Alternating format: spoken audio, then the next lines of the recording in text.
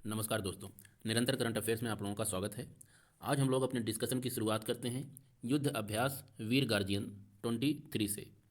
ये युद्ध अभ्यास भारतीय वायुसेना और जापानी वायु आत्मरक्षा बल के बीच आयोजित होगा और ये अपनी तरह का पहला द्विपक्षीय हवाई अभ्यास होगा। इसका आयोजन 16 से 26 जनवरी के बीच जापान में किया जाएगा। जापान के हयाकुरी हवाई अड्डे और इरुमा हवाई अड्डे पर इसका आयोजन किया जाएगा। आपको यहाँ से ये फैक्ट जरूर याद रखना है क्योंकि ये अपनी तरह का पहला संस्करण है। इसका आयोजन पहली बार किया जा रहा है जापान और इंडिया के द्वारा, तो ये आपके लिए मोस्ट इम्पॉर्टेंट हो सकता है। ये एक्सरसाइज इस बार आने वाले एग्जामों में पूछी जा सकती है। यहाँ पर बात जापान के बारे में हुआ है तो जापान से संबंधित हम लोग ये देख लेते हैं कि यहाँ पे कौन कौन से ओशन करंट अर्थात समुद्री जलधाराएं जापान के आसपास बहती हैं। जलधाराओं की अगर बात करें तो दो तरह की जलधाराएं होती हैं, एक गर्म जलधारा और एक ठंडी जलधारा। गर्म जलधाराओं की अगर बात करें तो आपको क्यूरोसियो जलधारा का नाम याद रखना है। ये जापान के पूर्वी तट पे बहती है क्यूरोसियो जलधारा, जो कि गर्म जलधारा है। और इसके पश्चिमी तट पे अगर बात करें तो सुसीमा जलधारा बहती है, ये भी गर्म जलधारा है। इसके साथ ही साथ सुगारू जलधारा भी यहीं बहती है, ये भी गर्म जलधारा है। ये तीन गर्म जलधारा हो गई जापान के आसपास। और यहाँ पर दो शीत जलधारा ठंडी जलधाराओं के नाम भी आप याद रखिए। पहली जलधारा यहाँ से ऐसे बहती है जिसे ओयोसियो जलधारा कहते हैं, ये ठंडी जलधारा है। और एक दूसरी जलधारा है जिसे लीमन जलधारा कहते हैं, ये भी ठंडी जलधारा है। तो ये दो ठंडी जलधारा और तीन गर्म जलधाराओं का नाम आप जापान के आसपास से याद रखिए। जापान की अगर बात करें तो ये मुख्यतः चार बड़े बड़े द्वीपों से मिलकर बना है। इनमें से जो सबसे उत्तर का द्वीप है उसे होकाइडो द्वीप कहते हैं। जो मध्य का द्वीप है इसे होन्सु द्वीप कहते हैं। इसी द्वीप पर जापान की राजधानी टोक्यो अवस्थित है। इस द्वीप के और साउथ में आएंगे तो सिकोकू द्वीप है, जो कि सबसे छोटा द्वीप है, यहाँ का बड़े मुख्य द्वीपों में सबसे छोटा द्वीप है। और सबसे दक्षिण में है क्यूसू द्वीप। ये चार द्वीप आपको याद रखने हैं। इन्हें अरेंज करने के लिए पूछा जा सकता है उत्तर से या दक्षिण से। एक बार यूपीपीसीएस ने इन्हें अरेंज करने के लिए पूछा है। इसके बाद बात करते हैं रविंद्रनाथ टैगोर लिटरेरी पुरस्कार से। तो यहाँ से आपको तीन लोगों के नाम याद रखने हैं। सुदीप सेन को मिला है उनकी पुस्तक एंथ्रोपोसिन क्लाइमेट चेंज कॉन्टेगियन कंसोलेशन के लिए। उसके बाद शोभना कुमार का नाम याद रखना है, उनकी कविता संग्रह है अ sky full of bucket list, ये याद रखना है शोभना कुमार को।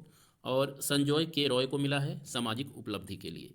इन तीन लोगों का नाम याद रखना है रविन्द्रनाथ टैगोर लिटरेरी पुरस्कार से संबंधित। इसके बाद बात कर लेते हैं शाहरुख खान की।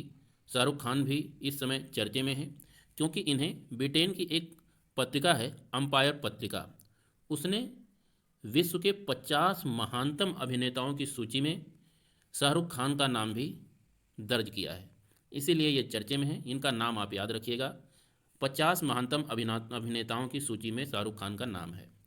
Lion at the rate of 47, vision for Amritkaal, सिंह एट द 47 अमृतकाल के लिए विजन, ये योजना है पर्यावरण वन जलवायु और परिवर्तन मंत्रालय के द्वारा। और इसे प्रोजेक्ट लॉयन के एक दस्तावेज के रूप में लॉन्च किया गया है। अगर बात करें राष्ट्रीय उद्यान की जहां इस योजना को शुरू किया गया है तो आपको गिर राष्ट्रीय उद्यान याद रखना है। गिर राष्ट्रीय उद्यान गुजरात में अवस्थित है और ये शेरों का, एशियाई शेरों का एकमात्र स्थान है जहां पर एशियाई शेर मौजूद हैं।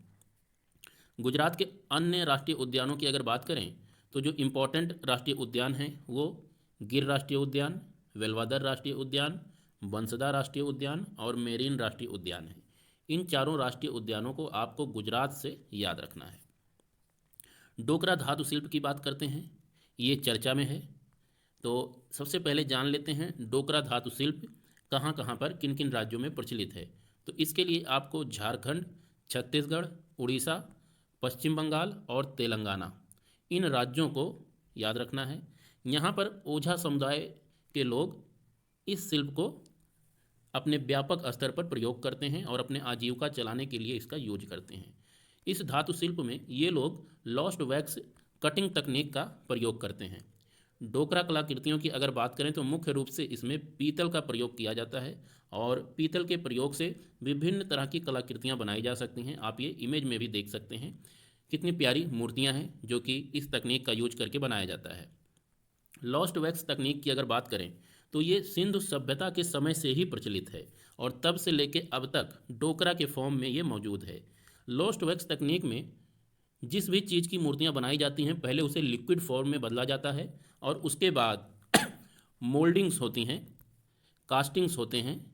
उस कास्टिंग में उस पिघले हुए लावा को डाल दिया जाता है और कुछ समय के बाद ये जो कास्टिंग्स होती हैं इन्हें तोड़ दिया जाता है और पूरा का पूरा जो आपका मूर्ति है जो आप बनाना चाहते हैं वो बन के निकल आता है। यही है लॉस्ट वैक्स कटिंग तकनीक। और यहाँ पे ध्यान दीजिएगा कि पश्चिम बंगाल की जो डोकरा शिल्प है उसे जीआई टैग भी मिला हुआ है। तो ये थे आज के कुछ इंपॉर्टेंट करंट अफेयर्स। कल फिर मिलते हैं, तब तक के लिए नमस्कार।